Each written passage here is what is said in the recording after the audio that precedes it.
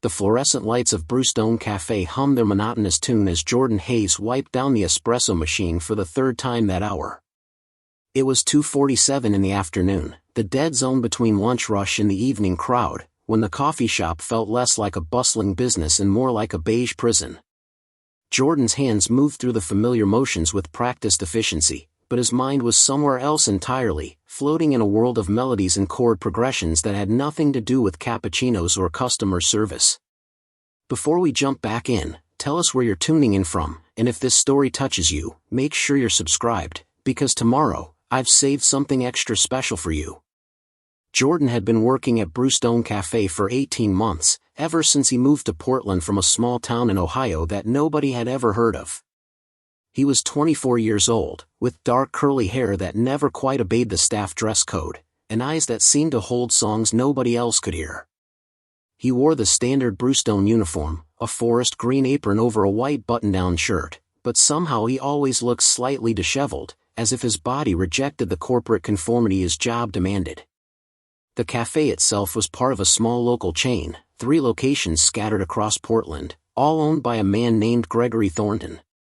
Gregory was 52 years old and had built his coffee empire through what he called strategic efficiency and what his employees called soul-crushing micromanagement. He believed in standardization, in every drink made exactly the same way at every location, in every employee following the exact same scripts and procedures. There was no room for creativity at Brewstone Café, no space for individual expression. There was only the manual, the metrics, and the money. Jordan had taken the job out of desperation, not passion. He had moved to Portland with dreams of making it as a musician, of playing his songs in the city's famous music venues, of building a career doing the only thing he had ever truly loved. But dreams did not pay rent, and Portland was expensive. The money he had saved from 3 years of working construction back in Ohio had evaporated within 2 months. He needed a job, any job, and Brewstone was hiring. The interview had been brief and impersonal. Gregory Thornton himself had conducted it, sitting across from Jordan in the back office of the downtown location, his eyes scanning Jordan's minimal resume with barely concealed disappointment. No college degree. No relevant experience. Just a high school diploma and a series of odd jobs that added up to nothing impressive. "Why do you want to work here?" Gregory had asked, his tone suggesting he did not actually care about the answer. "I need a job," Jordan had replied honestly. "I'm new to the city and I'm good with people." Gregory had studied Jordan for a long moment, his expression calculating. "Can you follow instructions exactly as given?" "Yes, sir." "Can you arrive on time every single day?" "Yes, sir." "Can you handle criticism without becoming emotional?" Jordan had hesitated at that question, sensing something cold beneath it, but he needed the job too badly to ask questions. "Yes, sir." He had been hired on the spot, and that was when his education in misery began. Gregory Thornton was not just a demanding boss. He was a tyrant who seemed to take personal pleasure in finding fault with his employees. He conducted surprise inspections at random times, appearing at the cafe with a clipboard and a scowl, checking everything from the temperature of the milk steamers to the exact placement of cups on the shelves. He timed how long it took to make each drink and compared the times across all his locations. He listened to how employees greeted customers and deducted points for any deviation from the approved script. "Welcome to Brewstone Café, where every cup tells a story. What can I brew for you today?" That was the required greeting, and it had to be delivered with exactly the right amount of enthusiasm. Too little and you were not engaging with customers. Too much and you were being insincere. Gregory seemed to have an invisible line in his head that employees were constantly crossing without knowing it. Jordan had learned quickly that working at Brewstone meant walking on eggshells every single day. His coworker, a woman named Melissa Chen, had been there for 3 years and had developed the dead-eyed expression of someone who had given up fighting. She followed every rule precisely, spoke in the approved scripts, and never showed an ounce of personality while on the clock. "Don't try to be yourself here," Melissa had warned Jordan during his first week. "Gregory hates personality. Just be a robot and collect your paycheck." But being a robot was killing something inside Jordan. Every day he spent making lattes and reciting corporate scripts felt like another day stolen from his real life, from his music, from the person he was supposed to become. He had moved to Portland to chase a dream, but instead he was trapped in a nightmare of someone else's design. The only thing that kept Jordan sane was music. He lived in a tiny studio apartment in southeast Portland, sharing a building with other young people who were also chasing artistic dreams and barely making rent. His apartment had nothing in it except a mattress on the floor, a small table, and his most precious possession, a keyboard that he had bought used for $300. It was not much, but it was enough. Every night after work, Jordan would come home exhausted and frustrated, and he would sit at that keyboard and play until his fingers hurt. He wrote songs about loneliness and longing, about feeling trapped in a life that did not fit, about dreaming of something more. Music had been Jordan's companion since childhood. He had grown up in a house where love was scarce and criticism was abundant. His father had left when Jordan was 6, and his mother had worked 3 jobs trying to keep them afloat. She was never home, and when she was too tired to really see him. Jordan had learned early that he could not depend on people for comfort or understanding. But he could depend on music. He had taught himself to play piano on an old keyboard he found at a garage sale when he was 12. Nobody showed him how.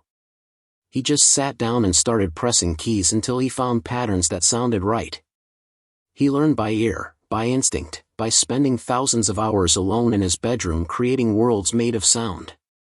By the time he was 16, he could play almost any song he heard, and he was writing his own compositions that were complex and emotionally devastating. His high school music teacher, Mr. Patterson, had recognized Jordan's talent immediately. "This is extraordinary," Mr. Patterson had said after hearing Jordan play an original piece. "You should apply to music schools. You could get a scholarship." But Jordan's mother had been against it. "Music is not a career," she had said. "Music is a hobby. You need something practical." So Jordan had worked construction after high school, pouring concrete and framing houses, saving money for a future he could not quite envision. He had played music at night and on weekends, performing at open mic nights in Columbus, building a small following of people who appreciated his raw, honest songs. But small-town success meant nothing in the real world. Nobody got discovered playing for 20 people in a dive bar in Ohio. Portland had seemed like the answer. The city had a reputation for supporting artists, for giving musicians a chance to thrive. Jordan had sold almost everything he owned, packed his keyboard in a suitcase of clothes, and driven across the country with hope burning in his chest. He had imagined playing at famous venues like the Doug Fir Lounge or Mississippi Studios, imagined people actually paying to hear his music, imagined making a living doing what he loved. But Portland was full of talented musicians, and Jordan was nobody special here. Every coffee shop had open mic nights featuring people with better equipment, better connections, and better luck than him. Every venue he contacted either ignored his emails or sent polite rejections. He had played a few open mics in his first months in the city, but nothing had come of it. He was just another struggling artist in a city full of them, and his money was running out. That was when he had taken the job at Brewstone, telling himself it was temporary, just until he got on his feet. But temporary had a way of becoming permanent when you were barely surviving. The worst part of working at Brewstone was not the repetitive tasks or the low pay or even Gregory's constant criticism. The worst part was feeling his music slipping away from him. He came home from work too exhausted to play sometimes. His fingers hurt from gripping the espresso portafilter and scrubbing equipment. His mind was numb from 8 hours of following scripts and suppressing his personality. The songs in his head were getting quieter, fading like radio signals that were losing their frequency. Jordan was forgetting who he was, and that terrified him more than anything. The one bright spot in Jordan's workday was his break. Brewstone employees got one 30-minute break during an 8-hour shift, and Jordan had negotiated with Melissa to take his break during the afternoon lull when the cafe was usually empty. During those 30 minutes, Jordan would do something that he was not technically supposed to do but that nobody had explicitly forbidden. He would sit at the old upright piano in the corner of the cafe and play. Preparing and narrating this story took us a lot of time, so if you are enjoying it, subscribe to our channel, it means a lot to us. Now back to the story. The piano had been there when Gregory bought the location 5 years earlier. It had belonged to the previous owners, an older couple who had run an independent coffee shop that actually had character and warmth. They had encouraged local musicians to play during the evenings, creating a space where art and community intersected. But when Gregory bought the business, he had eliminated the music nights immediately. Too unpredictable, he had said. Creates inconsistent atmosphere. The piano had stayed only because Gregory was too cheap to pay for its removal. It sat in the back corner near the bathrooms, covered with a sheet, gathering dust and serving no purpose except to take up space. Most customers did not even notice it was there. But Jordan had noticed it on his first day, and he had fallen a little bit in love. It was an old Yamaha upright, probably from the 1980s, with ivory keys that had yellowed with age and a sound that was slightly out of tune but still beautiful in its imperfection. During his second week of work, during a particularly slow afternoon, Jordan had asked Melissa if anyone would mind if he played the piano during his break. Melissa had shrugged. Gregory never said you couldn't. Just keep it quiet if customers are here. So Jordan had started playing during his breaks, and those 30 minutes had become the only part of his day that felt real. He would clock out, walk over to the dusty piano, pull off the sheet, and let his fingers remember what they were made for. He played softly, mindful of not disturbing any customers who might be working on laptops or reading books. He played his own compositions mostly, songs that were still rough and unfinished but that contained pieces of his soul. The piano needed tuning badly, and some of the keys stuck occasionally, but Jordan did not care. Playing it felt like coming home after a long exile. For 30 minutes every day, he was not a barista following corporate scripts. He was a musician creating something meaningful. None of the regular customers seemed to mind. In fact, a few had complimented him, saying the music made the cafe feel more welcoming. One older woman who came in every afternoon to read had told Jordan that his playing reminded her of her late husband, who had been a jazz pianist. That compliment had meant more to Jordan than anything anyone had said to him in months. Melissa did not care about the piano playing either. She was usually in the back during Jordan's breaks, checking her phone and trying to preserve her sanity. The other part-time employees who rotated through shifts barely noticed. As long as Jordan clocked out for his break and clocked back in on time, nobody said anything. Gregory Thornton had never witnessed Jordan playing the piano because Gregory's visits were usually during busy times when he could maximize his critical observations. He came in during morning rushes and evening crowds, never during the dead afternoon hours when Jordan took his breaks. For 8 months, Jordan had been playing the piano during his breaks without incident, and he had started to believe that this small act of rebellion would go unnoticed forever. He had no idea that everything was about to change. It was a Thursday afternoon in late October when Jordan's world began to unravel. The autumn rain was falling steadily outside, creating a gentle drumming sound on the cafe windows that Jordan had always found soothing. There were only 3 customers in the whole shop, 2 people working silently on laptops and 1 person reading a book. The cafe was warm and quiet, the kind of peaceful atmosphere that made Portland feel like home. Jordan had clocked out for his break at exactly 2:45, just like he did every day. He walked over to the piano, removed the dusty sheet, and sat down on the worn bench. His fingers found the keys like they were greeting old friends, and he began to play a new song he had been working on at home. It was a melancholy piece in a minor key, inspired by the feeling of watching rain fall while being trapped inside, wanting to run into it but knowing you had to stay dry and responsible. The music flowed out of him easily, each note a small release of the pressure that built up during hours of making drinks and forcing smiles. Jordan closed his eyes and let himself disappear into the song, forgetting about the cafe, forgetting about his uniform and his debts and his fading dreams. For these few minutes, he was exactly where he needed to be. He did not hear the door open. He did not hear the footsteps approaching. He did not notice anything was wrong until a voice cut through his music like a knife. "What exactly do you think you are doing?" Jordan's hands froze on the keys. His eyes snapped open. Standing 3 feet away from him was Gregory Thornton, his face red with anger, his expensive raincoat dripping water onto the floor.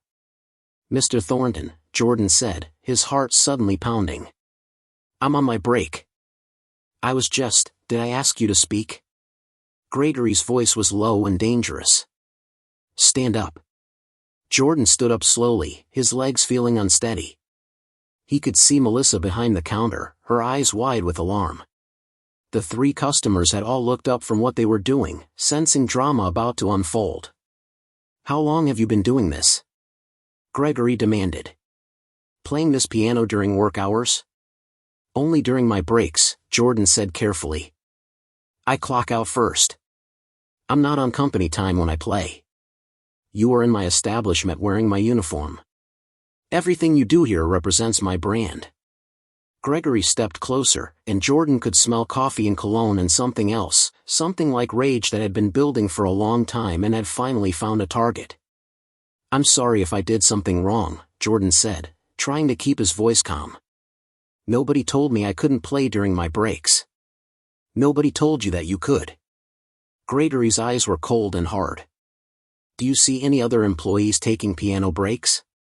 Do you see Melissa sitting down to paint pictures? Do you see anyone else using my business as their personal practice space?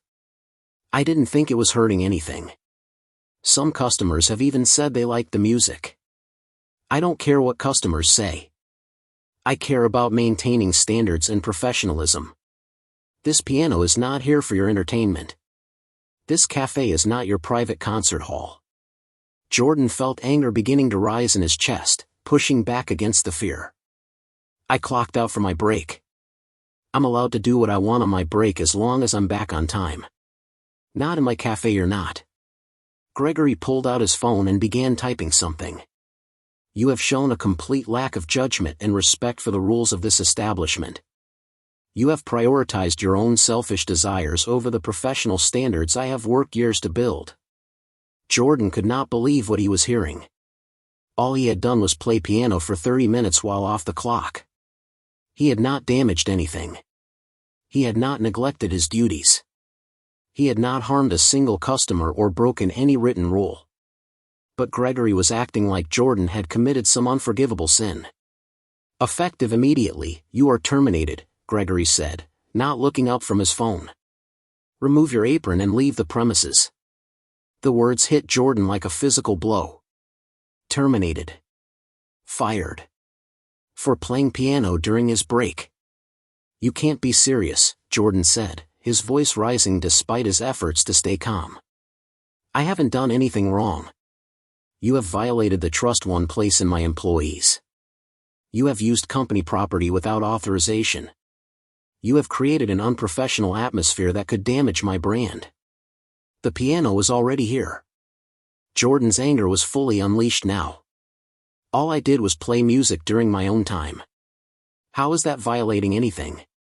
Your time belongs to me when you are in this building." Gregory's face was stone cold.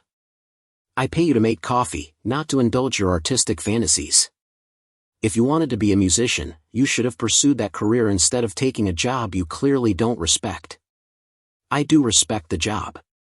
I show up every day on time. I follow all your rules. I make drinks exactly how you want them. I say the stupid scripts exactly right. All I did was play piano for 30 minutes when I wasn't even supposed to be working. And that shows a fundamental lack of understanding about what it means to be part of a team." Gregory put his phone away and looked at Jordan with something like satisfaction. "Brewstone Café is built on consistency and professionalism. You are neither consistent nor professional. You are fired. Leave now." Jordan looked at Melissa behind the counter. She looked away quickly, unable to meet his eyes. He looked at the 3 customers, who were all pretending not to watch while clearly watching everything. He looked at the piano, at the keys that had given him the only moments of peace in this miserable job. "This is insane," Jordan said quietly. "You're firing me for playing piano on my break. I'm firing you for failing to understand what I expect from my employees. Now leave before I call the police for trespassing." Jordan untied his apron with shaking hands. He felt humiliated and furious and utterly powerless. He needed this job. He needed the paycheck. He was already 2 weeks behind on rent. But he could not beg Gregory Thornton for mercy. He could not apologize for doing something that had harmed nobody. He balled up the green apron and dropped it on the counter as he walked past Melissa. She whispered something that sounded like "I'm sorry," but Jordan did not respond. He walked out of Brewstone Café into the cold October rain, and he did not look back. What Jordan did not know was that one of the 3 customers had recorded the entire confrontation on her phone.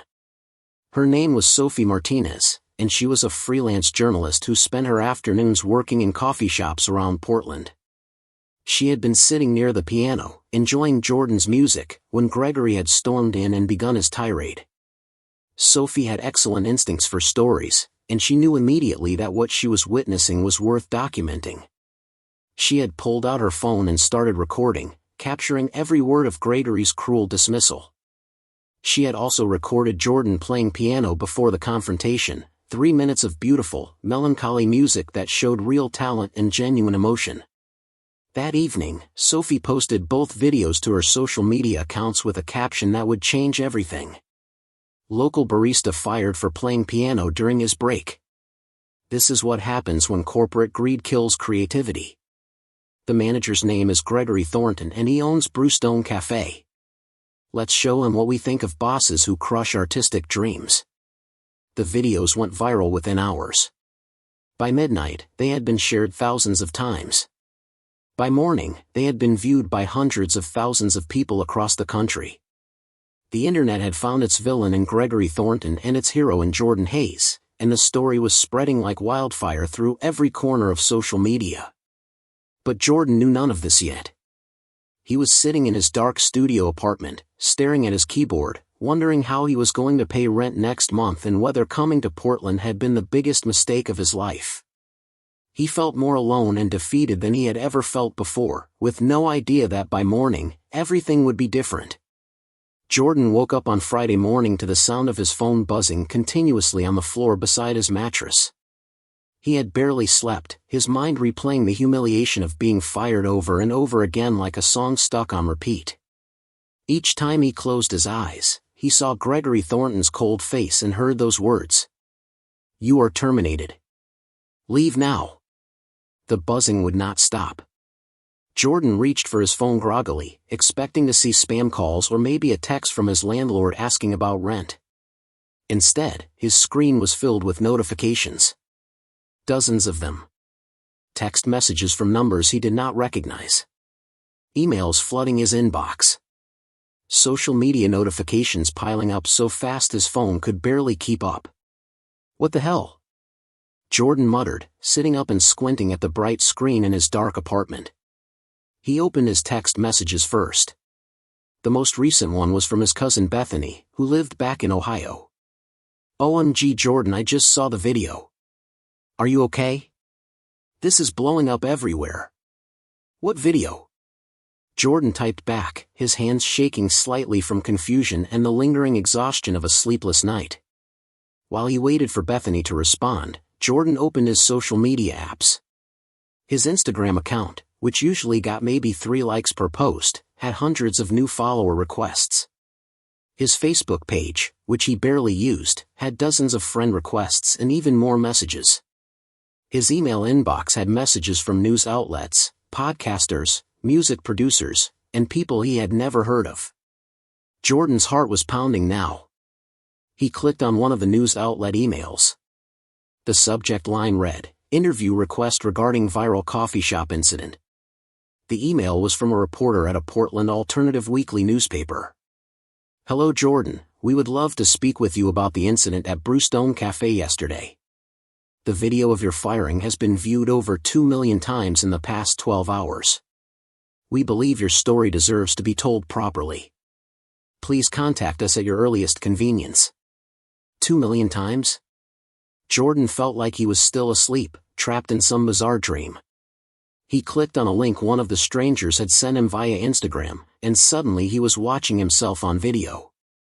There he was, sitting at the old Yamaha piano in Brewstone Café, playing the melancholy song he had composed. The video was titled "Local Barista Plays Beautiful Piano During Break," and it had been viewed 1.8 million times. Jordan watched himself play, and even through his shock, he could hear that the recording had captured something real. His playing sounded vulnerable and honest, the kind of music that made people stop and listen. The video had thousands of comments, people from all over the world saying his music had moved them, that it was beautiful, that they wanted to hear more. Then the video cut to a second clip. Jordan watched Gregory Thornton appear on screen, his face twisted with anger. He watched the entire confrontation unfold exactly as he remembered it, except now he was seeing it from the outside. He watched himself try to explain, try to reason, and he watched Gregory dismiss him with casual cruelty. The audio was clear. Every word was captured perfectly. Effective immediately, you are terminated. Remove your apron and leave the premises. The comments on this second video were very different. They were angry. Thousands of people expressing outrage at Gregory's treatment of Jordan. Many were calling for boycotts of Brewstone Café. Others were sharing their own stories of abusive bosses and toxic workplaces. Some were tagging local news stations and demanding they cover the story. Jordan sat on his mattress, staring at his phone, trying to process what was happening. Less than 24 hours ago, he had been a nobody, a struggling musician working a terrible job just to survive. Now millions of people had watched him play piano and witnessed his humiliation. He did not know whether to feel grateful or terrified. His phone rang, making him jump. It was Bethany calling from Ohio. Jordan picked up. "Beth? Oh my God, Jordan, are you seeing all this?" Bethany's voice was high with excitement. "You're famous. Everyone is talking about you. I just woke up and saw the notifications. I don't understand what's happening. Some woman recorded you playing piano and then recorded your boss firing you. She posted it online last night calling him out for being a jerk, and it just exploded. Like, viral. CNN is talking about it. The Today Show mentioned it. You're everywhere." Jordan felt his stomach twist. This can't be real. It's real. And Jordan, your music is incredible. I had no idea you were that good. People in the comments are losing their minds over how talented you are. I was just playing during my break. I wasn't trying to perform or anything. Well, it worked. You've got music producers in the comments saying they want to work with you. Venues saying they want to book you. This could be your break, Jordan. This could be everything you moved to Portland for. Jordan wanted to feel excited, but mostly he felt exposed. Millions of strangers had watched one of the most humiliating moments of his life. They had seen him get fired, seen him powerless and small in front of a cruel boss. Yes, they were on his side, but they had still witnessed his shame. "I need to think about this," Jordan said. "This is all happening too fast. Just don't ignore it, okay?" Bethany urged. "Opportunities like this don't come around twice. You're talented, Jordan. The world is finally seeing it." After hanging up with Bethany, Jordan spent the next hour scrolling through comments and messages. The support was overwhelming. Strangers were calling him brave, talented, inspiring. They were sharing the videos and demanding justice for him. Some had even started a crowdfunding campaign to help Jordan with his expenses while he looked for a new job. Within hours, it had raised over $15,000. But not all the attention was positive. Some people accused Jordan of playing the victim, of deliberately getting himself fired to create viral content. Others said his music was mediocre and the only reason people cared was because of the drama. A few comments were genuinely cruel, attacking his appearance or his background or his choice to work at a coffee shop in the first place. Jordan tried to ignore the negative comments, but they stuck in his mind like thorns. He had never asked for any of this attention. He had just been trying to survive, to hold on to a small piece of himself in a job that was crushing his spirit. Now his private pain was public entertainment, and millions of people felt entitled to judge him. His phone rang again. This time it was a number with a Portland area code that he did not recognize. "Hello?" Jordan answered cautiously. "Is this Jordan Hayes?" The voice on the other end was female, professional, warm. "Yes." "Who is this?" "My name is Natasha Reeves. I'm a talent manager here in Portland, and I represent several musicians in the indie and alternative scenes. I saw the video of you playing piano, and Jordan, I have to tell you, I was absolutely floored by your talent." Jordan felt his heart start to race again. "Oh. Thank you. I know you're probably getting bombarded with calls and messages right now, but I wanted to reach out personally because I think you have something really special. That composition you were playing in the video, did you write that yourself?" "Yes. It's something I've been working on for a few weeks. It's stunning. Raw and emotional but also technically sophisticated." "How long have you been composing?" "Since I was a kid. I taught myself." There was a pause on the other end of the line, and when Natasha spoke again, her voice had a new intensity. "Jordan, I would love to meet with you as soon as possible. I think we could do something incredible together. Your story, your talent, the timing of all this, it's perfect. We could leverage this viral moment into a real career launch." "I don't know." Jordan felt overwhelmed. This is all happening so fast. Yesterday I was just a barista. Today people are calling me from all over wanting to work with me. I need time to process. I understand, and I don't want to pressure you. But Jordan, viral moments have a shelf life. Right now, millions of people are emotionally invested in your story. They want to support you. They want to hear more of your music. If we move quickly, we can turn this attention into something sustainable. If we wait too long, people will move on to the next viral story." Jordan knew Natasha was right. The internet's attention span was notoriously short. Today he was trending. Next week, everyone would have forgotten his name. "What exactly are you proposing?"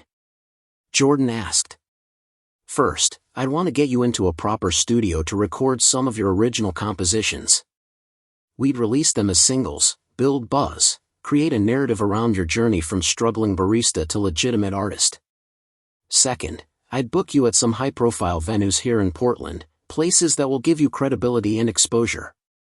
Third, we'd do strategic media appearances, tell your story properly, control the narrative before it gets away from us." "That sounds expensive." "I don't have any money. I would front the costs as an investment in your career. We'd work out a management contract where I take a percentage of your future earnings. Standard industry practice." Jordan hesitated. He knew nothing about the music industry, nothing about contracts or management deals. This could be the opportunity he had been dreaming of, or it could be someone trying to take advantage of his sudden visibility. "Can I think about it?" Jordan asked. "Can I meet with you in person before making any decisions?" "Absolutely. How about coffee this afternoon? There's a place in the Pearl District called Ristretto Roasters. Say, 3 o'clock?" Jordan agreed and ended the call feeling both excited and terrified. Everything was moving so fast. Less than 24 hours ago, his biggest concern had been how to pay rent. Now he was being offered management deals and studio time and performance opportunities. It felt surreal, like he had stepped through a doorway into a parallel universe where dreams actually came true. But there was something else gnawing at Jordan, something he could not quite name.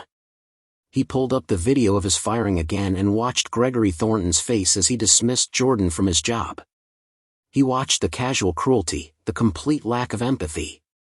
He thought about all the other employees at Brewstone who were probably still enduring Gregory's tyranny, who did not have viral videos to rescue them from their misery.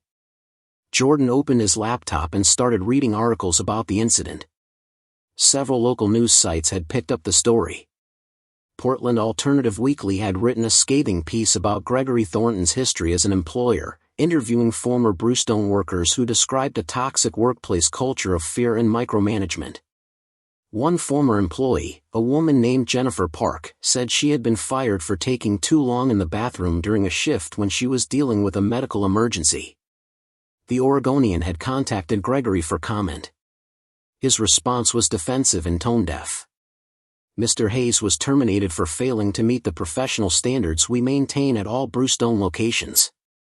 This decision was made in accordance with company policy, and we stand by it. Our cafes are businesses, not performance venues, and employees are expected to focus on their duties during scheduled hours. The statement made Jordan's blood boil. During scheduled hours. He had been on his break. He had clocked out. Gregory knew that, but he was lying to the press to make himself look justified. The backlash against Brewstone Café was growing by the hour. People were leaving one-star reviews on every platform. They were posting photos of themselves dumping out Brewstone coffee. Local musicians were organizing a protest outside the downtown location, planning to bring instruments and play music on the sidewalk. The hashtag Boycott Brewstone was trending locally, and spreading nationally. Gregory Thornton was learning that the internet did not forgive easily. Jordan spent the rest of the morning responding to messages and trying to wrap his head around his new reality. His landlord texted him about rent, and Jordan was able to tell him about the crowdfunding campaign that had raised enough to cover 3 months of expenses. His cousin Bethany kept sending him links to articles and videos about the incident, each one more surreal than the last. At 2:30, Jordan got dressed in his nicest clothes, which were not very nice, and took the bus to the Pearl District. Ristretto Roasters was one of Portland's most respected independent coffee shops, the kind of place that cared about quality and craft rather than corporate efficiency. It was everything Brewstone was not. Natasha Reeves was already there when Jordan arrived, sitting at a corner table with 2 cappuccinos waiting. She was in her early 40s, with short silver hair and sharp, intelligent eyes. She stood up and shook Jordan's hand with a firm grip. "Jordan, thank you for meeting me on such short notice. Please, sit." They sat down, and Natasha pulled out a tablet. She showed Jordan her company's website, her roster of artists, testimonials from musicians she had helped launch into successful careers. Everything looked legitimate and professional. "I'm going to be direct with you, Jordan, because I think you deserve honesty. What happened to you yesterday was terrible, and I'm genuinely sorry you had to experience that humiliation. But from a career perspective, it might be the best thing that could have happened to you." Jordan took a sip of his cappuccino. "How so?" "You're talented. Genuinely talented. But Portland is full of talented musicians, and most of them never break through because they lack a platform, a story, a way to get people's attention. You now have all 3. Millions of people have seen you play. They've connected emotionally with your story. They want to support you. That's worth more than any amount of money I could spend on traditional marketing. So you want to capitalize on my humiliation." Natasha did not flinch. "I want to turn a bad situation into a positive outcome. Yes, what Gregory Thornton did to you was wrong. But you can't change what happened. What you can do is decide how you move forward from here. You can let this moment define you as a victim, or you can use it as a launching pad for the career you've always wanted." Jordan thought about this. Natasha was not wrong. He had spent 18 months in Portland struggling to get anyone to listen to his music. Now millions of people were listening, and it was because a terrible boss had treated him cruelly on camera. "What would I have to do?" Jordan asked. "First, we need to record your music properly. Not just one song, but an EP, maybe 5 or 6 tracks that showcase your range and talent. We'd release them strategically over the next few months, building momentum. Second, you'd perform live, starting small but scaling up quickly. I have relationships with venue owners all over the city. I can get you booked at places that matter. Third, we'd do media appearances, podcasts, local news, anything that keeps you in the public eye while the viral moment is still hot. And what do you get out of this? Standard management contract. 20% of your earnings from music-related activities. If you book a gig, I get 20%. If you sell a song, I get 20%. If you get a record deal, I get 20% of the advance.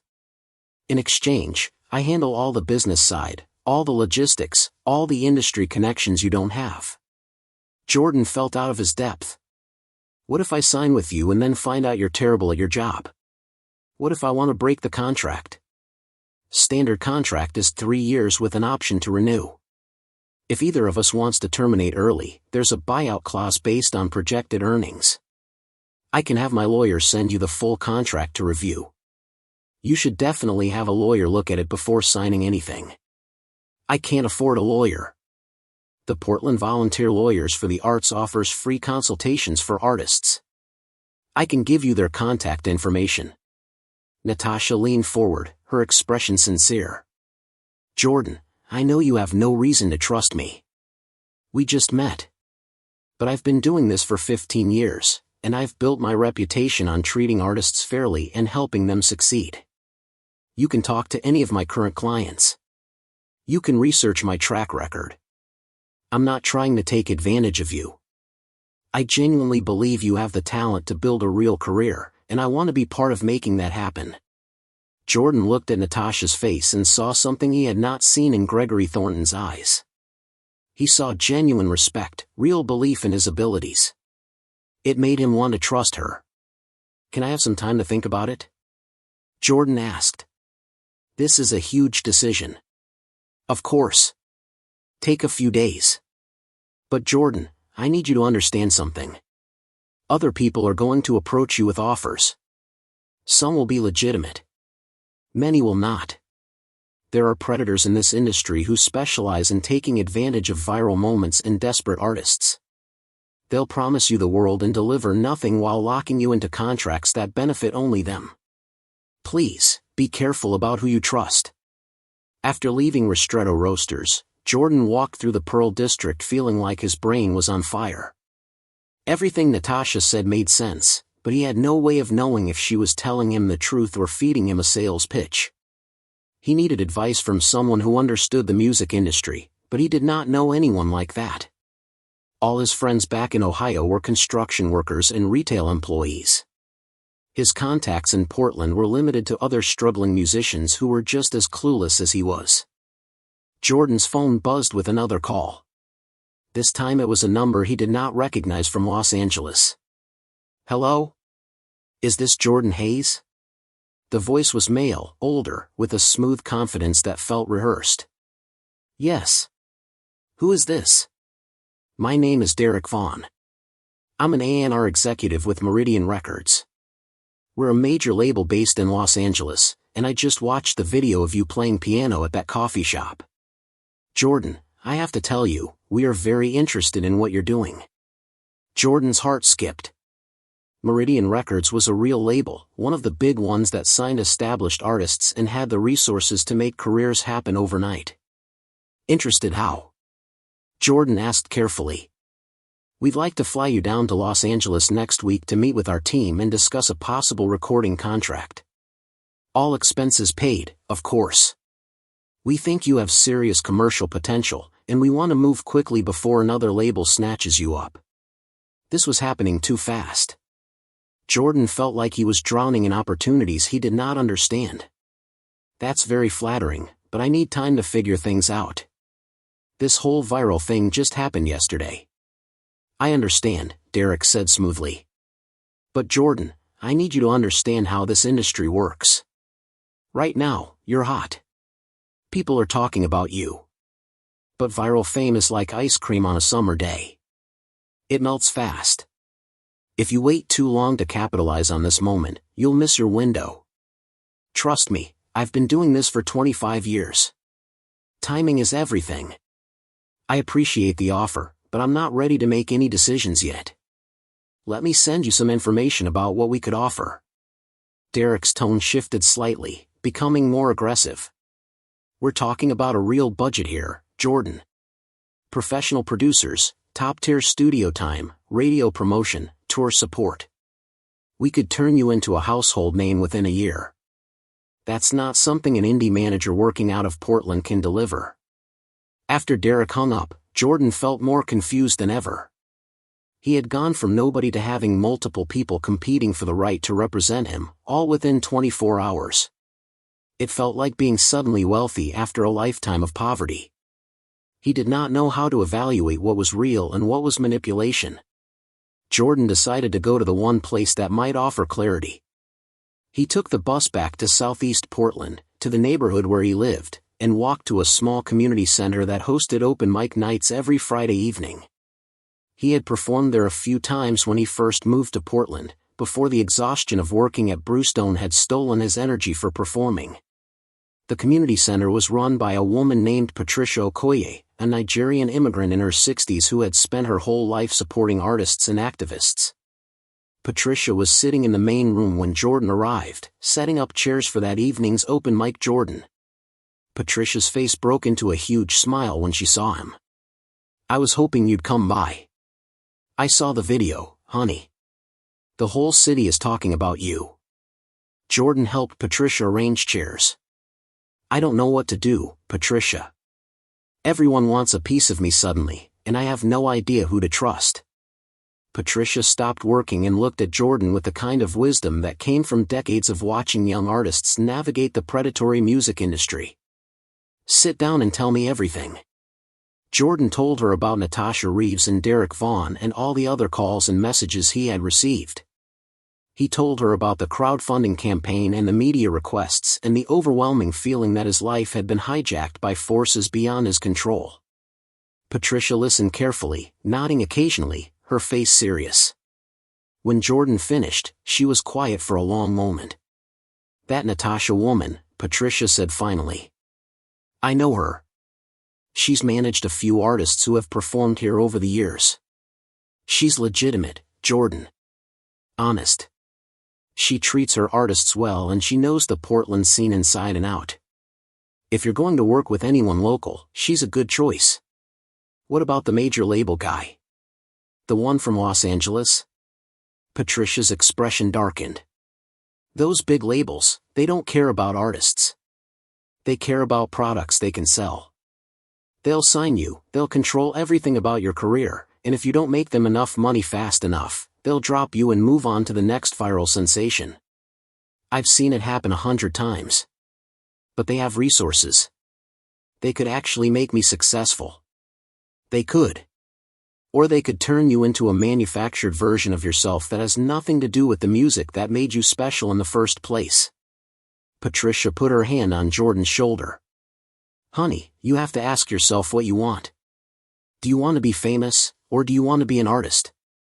Because those are two very different things." Jordan thought about this question for a long time.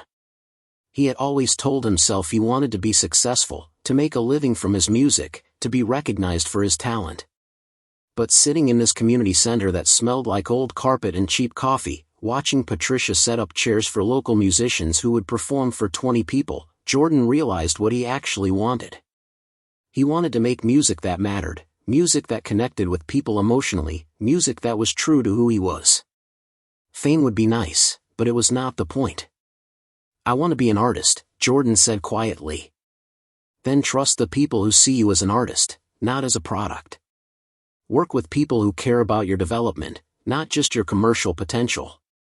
Start small and build something real." That night, Jordan performed at the open mic. Word had spread that he would be there, and the community center was packed with people who had seen the viral video and wanted to hear him play in person. Jordan sat at the battered upright piano in the corner, the same piano where he had played months ago to an audience of 12, and he performed 3 of his original compositions. The room was completely silent while he played. People were not recording on their phones or talking or checking social media. They were just listening, really listening, to music being created in real time by a human being with something to say. When Jordan finished his last song, the applause was thunderous, and it felt different than the abstract support of internet strangers.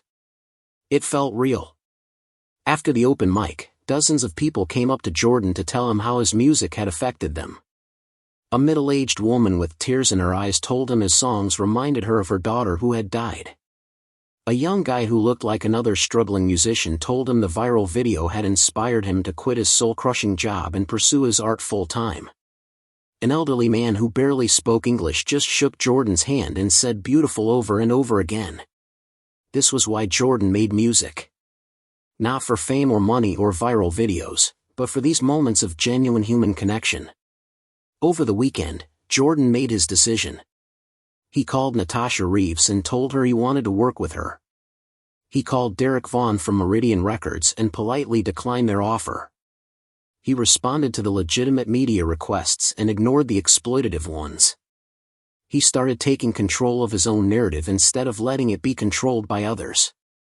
Natasha moved quickly. Within a week, she had booked Jordan into a professional recording studio with a producer named Marcus Chen who specialized in piano-based indie music. Marcus was patient and collaborative, working with Jordan to capture the raw emotional quality of his compositions while adding subtle production elements that made them radio-ready. They recorded 6 songs over 2 weeks. Each one told a part of Jordan's story. There was the melancholy piece from the viral video, which they titled 30-Minute Freedom. There was an angry song about exploitative work conditions called Clocking Out. There was a hopeful ballad about finding your voice called Portland Rain. Each song was deeply personal but also universal enough that listeners could find their own meanings in the music. While the EP was being recorded, Natasha booked Jordan at increasingly prominent venues around Portland.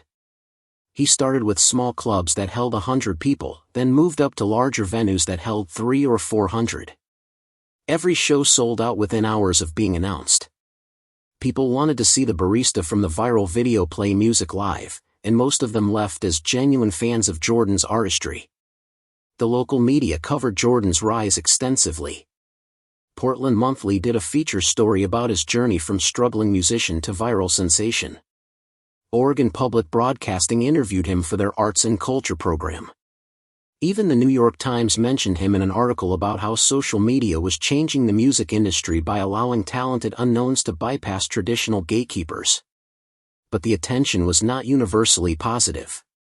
As Jordan's profile grew, so did the backlash. Some music critics dismissed him as a viral novelty with mediocre talent who was being propped up by sympathy rather than skill. Online trolls accused him of manufacturing the viral moment for attention, claiming he had deliberately provoked Gregory Thornton to create content. A few even accused Jordan of being a plant, suggesting the whole thing was staged marketing.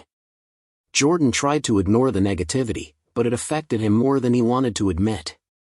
He started second-guessing his music, wondering if people actually liked it or if they just felt sorry for him.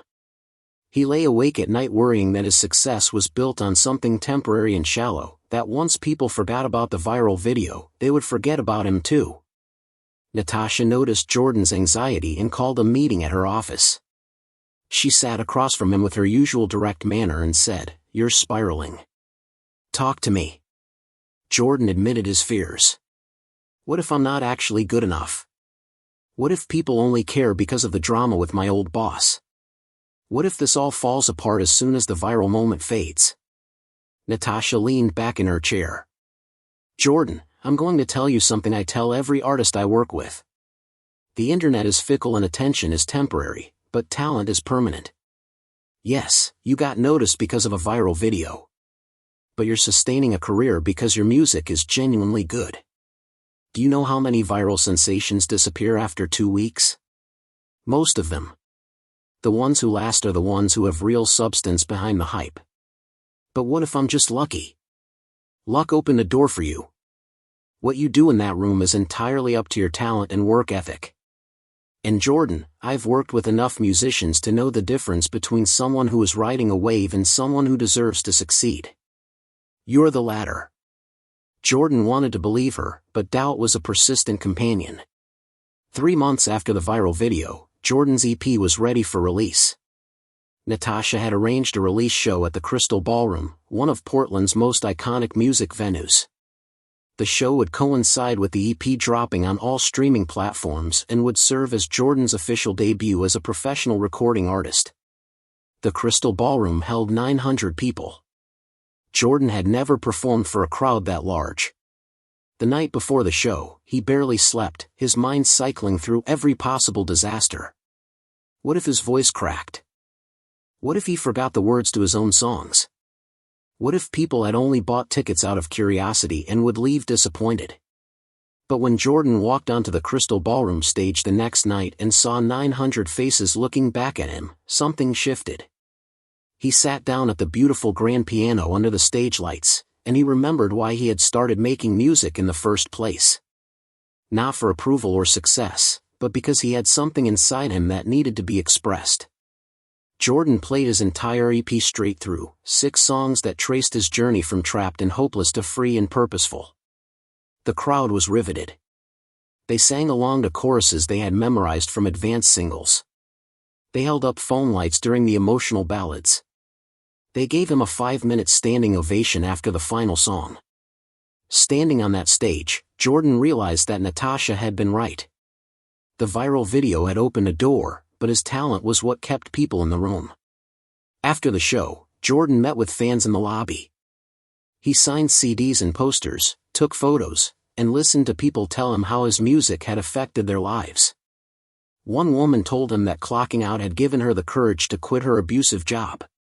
A young man said Portland rain had helped him through a dark depression. These stories mattered more to Jordan than any streaming numbers or chart positions ever could. As the venue emptied and the night wound down, Jordan stood alone on the Crystal Ballroom stage one last time, looking out at the empty seats.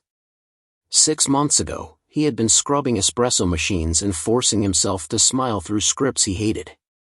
He had been invisible, powerless, and convinced his dreams were childish fantasies that would never come true. Now he was a working musician with a manager, a released EP, and a growing fan base that actually cared about his art. The journey from there to here had been unexpected and often painful, but Jordan would not trade it for anything. His phone buzzed with a text from Natasha. "Amazing show tonight. Get some rest. Tomorrow we talk about what comes next." Jordan smiled. What comes next? The future was uncertain, but for the first time in his life, Jordan was not afraid of uncertainty. He had learned that sometimes the worst moments led to the best opportunities, that sometimes losing everything meant gaining a chance to build something real. As Jordan left the Crystal Ballroom and walked out into the cool Portland night, he thought about the old piano at Brewstone Café, the one that had started this whole journey. He wondered if it was still there, still covered with a sheet, still gathering dust in the corner. He hoped someone else would find it someday and create 30 minutes of freedom for themselves, just like he had. The rain was falling gently, the way it always did in Portland, washing the streets clean and making the city lights reflect in beautiful patterns on the wet pavement. Jordan pulled his jacket tight and walked home, already hearing the next song forming in his mind, ready to be written, ready to be shared, ready to connect with whoever needed to hear it. 6 months after the Crystal Ballroom show, Jordan was sitting in a recording studio in Nashville, working on his first full-length album. Natasha had connected him with a producer who believed in letting artists maintain their authentic voice, and the sessions had been creatively fulfilling in ways Jordan had never imagined possible. His EP had performed well beyond expectations, accumulating millions of streams and landing on several influential playlists. But more importantly, he had built a dedicated fan base that cared about his music, not just his viral origin story. Jordan's phone rang during a break.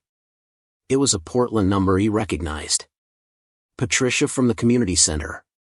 "Jordan, honey, you need to come home for a few days. There's something happening you should see." "What is it?" Jordan asked, concerned by the urgency in Patricia's voice. "It's about Brewstone Café. About Gregory Thornton. Just trust me and come back to Portland. This is important." Jordan caught a flight the next morning. When he arrived at Patricia's community center that afternoon, he found her waiting with several other people he did not recognize. They were all former Brewstone employees, people who had worked under Gregory Thornton and suffered through his toxic management style. Patricia introduced them one by one. "This is Jennifer Park. She was fired for a bathroom emergency. This is Marcus Williams. He was fired for being 10 minutes late during a snowstorm. This is Elena Vasquez. She was fired for asking about the employee handbook when Gregory denied her legally required breaks." Each person had a story of mistreatment, humiliation, or wrongful termination. Each one had been too afraid or too financially desperate to speak up when it happened to them. But Jordan's viral video had changed something. It had shown them they were not alone, that Gregory's cruelty was a pattern, not an isolated incident. "We want to do something," Jennifer said. "Your video started a conversation, but we want to finish it. We want to hold Gregory Thornton accountable for years of labor violations and abusive practices." "What are you thinking?" Jordan asked. "A class action lawsuit," Marcus explained. "We've been talking to a labor attorney who specializes in workplace abuse cases. She thinks we have a strong case, but it would be stronger if you joined us. You're the one people know. Your story is the one that went viral." Jordan felt the weight of what they were asking. He had moved on from Brewstone, built a new life, found success. Did he really want to drag himself back into that painful chapter? "I understand if you don't want to," Elena said quietly. "You've already done so much just by making people aware." "But Jordan, there are still people working for Gregory right now who are going through what we went through. If we don't stop him, he'll just keep destroying people." Jordan thought about Melissa, his former coworker who had looked away when he was fired because she was too scared to speak up. He thought about all the other people trapped in jobs that crushed their spirits because they needed the paycheck. He thought about the version of himself who had sat at that old piano during breaks just to remember he was still human. "Tell me more about the lawsuit," Jordan said. The attorney's name was Rachel Goodwin, and she had spent 15 years fighting for workers' rights in Oregon. She met with Jordan and the other former employees at her office downtown, laying out the case in clear terms. "Gregory Thornton has violated multiple labor laws over the years. Improper terminations, denial of legally required breaks, retaliation against employees who raised concerns, creation of a hostile work environment. Individually, these cases might be difficult to prove. Together, they establish a clear pattern of misconduct." "What would winning look like?" Jordan asked. "Financial compensation for lost wages and emotional distress. Mandatory changes to Brewstone's employment practices. Potentially significant penalties that would serve as a deterrent. And most importantly, public acknowledgement that what happened to all of you was wrong." The lawsuit was filed 3 weeks later. The media coverage was immediate and intense. Jordan's involvement made it a national story, with outlets framing it as the viral barista fighting back against the cruel boss. But Jordan made sure the coverage included all the plaintiffs, all the people whose stories deserved to be heard. Gregory Thornton responded with his own media blitz, claiming the lawsuit was frivolous and motivated by jealousy of his business success. He portrayed himself as a victim of cancel culture, a hard-working entrepreneur being destroyed by disgruntled former employees who could not handle professional standards. But the evidence was damning. Rachel Goodwin had obtained internal Brewstone documents showing Gregory's systematic pattern of violations. Former employees came forward with recordings and text messages proving illegal practices. Health inspectors revealed that Gregory had been cited multiple times for unsafe working conditions he never corrected. The court of public opinion turned decisively against Gregory. More former employees joined the lawsuit. Current Brewstone workers began organizing for better conditions. Consumer boycotts intensified. 2 of Gregory's 3 locations closed due to lack of business. The case went to mediation after 4 months. Gregory's lawyers knew they would lose at trial, and they pushed for settlement. The mediation lasted 3 grueling days, with both sides arguing over terms. Gregory wanted confidentiality clauses that would prevent the plaintiffs from discussing the case. Rachel refused, insisting that public accountability was essential. Finally, they reached an agreement. Gregory would pay a substantial settlement to all plaintiffs, with Jordan receiving the largest amount due to the public nature of his termination. Brewstone Café would implement mandatory management training and third-party oversight of employment practices. Most importantly, Gregory would issue a public apology acknowledging his mistreatment of employees. The apology was posted on Brewstone's website and social media accounts. It was brief and clearly written by lawyers, but it was there. Gregory Thornton admitted he had created an unhealthy work environment and treated employees unfairly. He acknowledged that Jordan Hayes and others had been wrongfully terminated. He committed to doing better. Jordan read the apology on his laptop screen and felt something unexpected. Not triumph or vindication, but sadness. Gregory Thornton was still a wealthy man. The settlement had not bankrupted him. He would probably continue running his remaining cafe and continue being who he was. The apology changed nothing about his character. But it changed something for Jordan and the other plaintiffs. It gave them acknowledgement that what they experienced was real and wrong. It provided financial compensation that helped some of them get back on their feet. It sent a message to other abusive employers that workers were not powerless. Jordan used his portion of the settlement to create something he had been dreaming about since his viral moment. He established the 30-Minute Freedom Foundation, a non-profit organization that provided grants and resources to workers in creative fields who were trapped in exploitative jobs.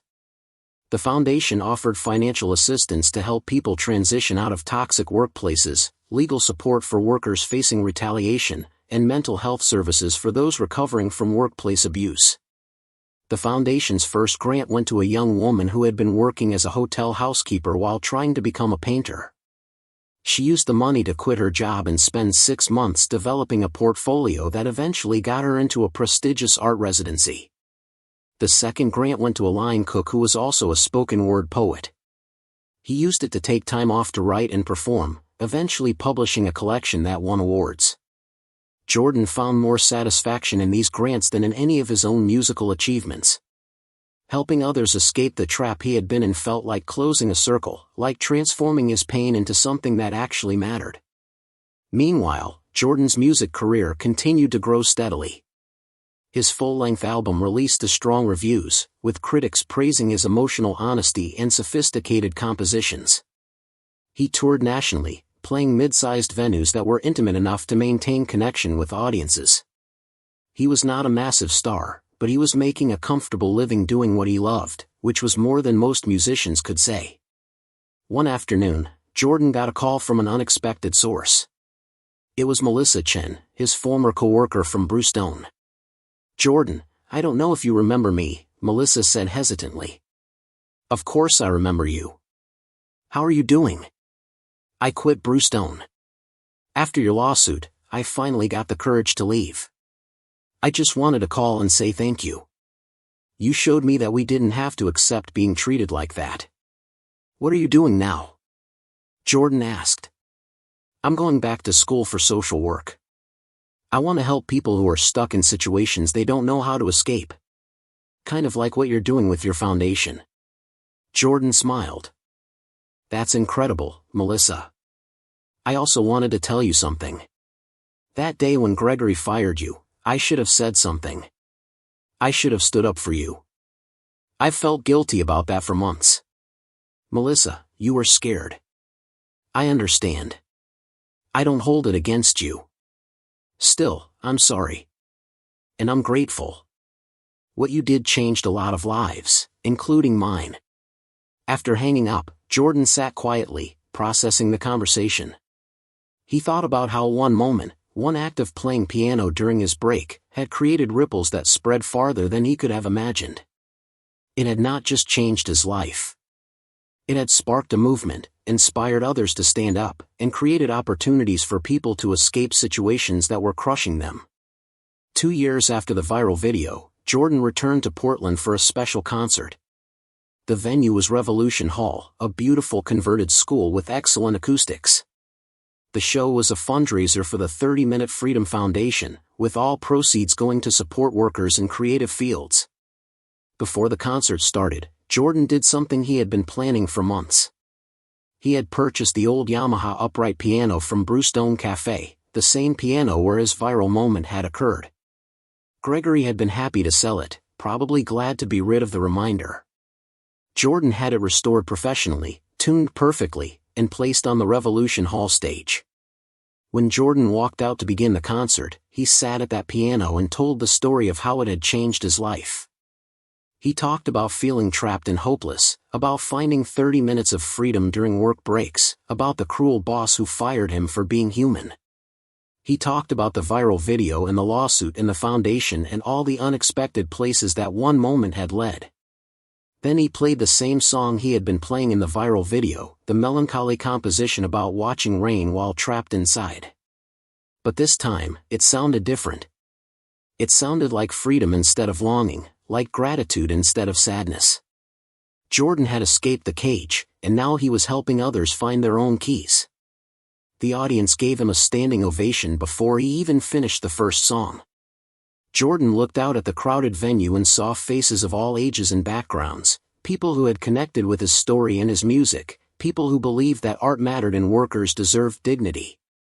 After the concert, a young man approached Jordan during the meet and greet.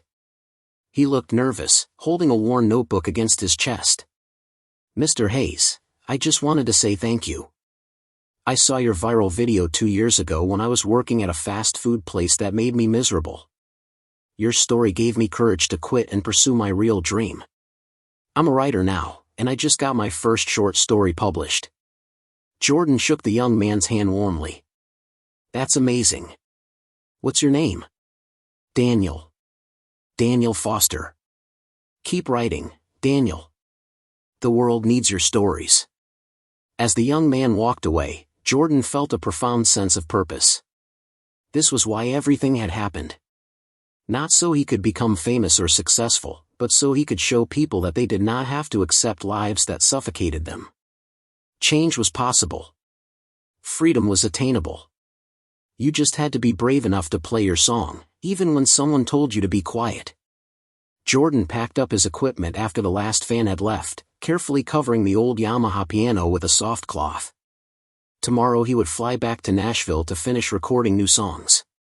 Next month he would tour the Pacific Northwest. Next year he would expand the foundation to help workers in other states.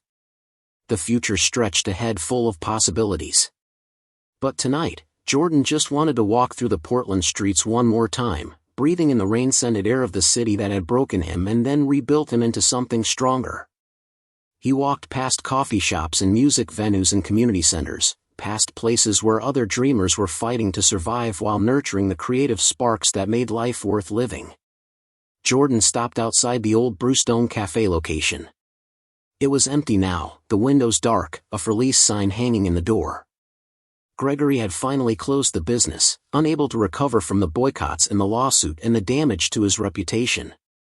Jordan felt no satisfaction in seeing it empty, only a quiet acknowledgement that sometimes justice looked like an abandoned building in a ruined brand. He walked on, heading toward home, already hearing the next song forming in his mind. It would be about transformation, about how the worst moments could become doorways to the best versions of ourselves. It would be about courage and community and the stubborn refusal to let anyone diminish your light. Jordan Hayes had been fired for playing piano during his break. That single act of cruelty had been meant to humiliate and silence him. Instead, it had given him a voice that reached millions and created opportunities for countless others to find their own freedom. The rain fell gently on Portland, washing everything clean, making the city shimmer with possibility. Jordan smiled and kept walking, grateful for every step of the journey, even the painful ones. Especially the painful ones. Because pain had taught him what mattered, and what mattered was using whatever platform you had to make life a little more bearable for people who were struggling in the darkness, waiting for someone to show them that light was possible. Up next, you've got 2 more standout stories right on your screen. If this one hit the mark, you won't want to pass these up. Just click and check them out.